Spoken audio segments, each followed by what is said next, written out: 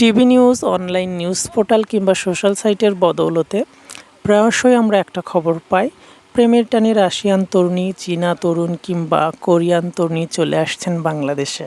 কিন্তু বাস্তবে আমাদের এলাকাতে গতকাল বিদেশিরা চলে আসছিলেন। আমি আর কুমারেশ গোসল করব বলে পুকুরে নেমেছি, এই মুহূর্তে পোলাপান খবর দিল বিদেশি আসছে।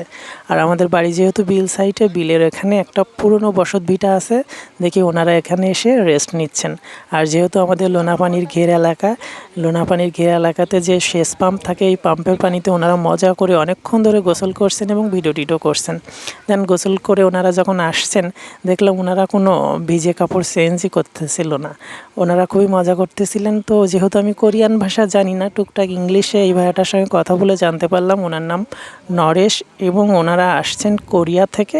ঢাকাতে ওনারা থাকেন, এই জন্য আমাদের দক্ষিণাঞ্চলে একটু ভ্রমণ করবেন, এই জন্য ওনারা সাইকেল ট্যুর দিচ্ছেন।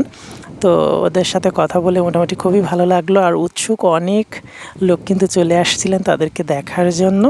তো ভিডিওটা আপনাদের জন্য একটু শেয়ার করলাম, কেমন লাগলো অবশ্যই কমেন্টস করে জানাবেন। আর যেহেতু মেঘ করেছিল আকাশে বর্ষা আসবে, তো বর্ষা চলে আসছিল, এই মুহূর্তে ওনারা পার্শ্ববর্তী একটা আমাদের আত্মীয়র বাসা ছিল, সেখানে গিয়ে কিছুক্ষণ ওনারা বসেছিলেন। তো সবাইকে টাটা।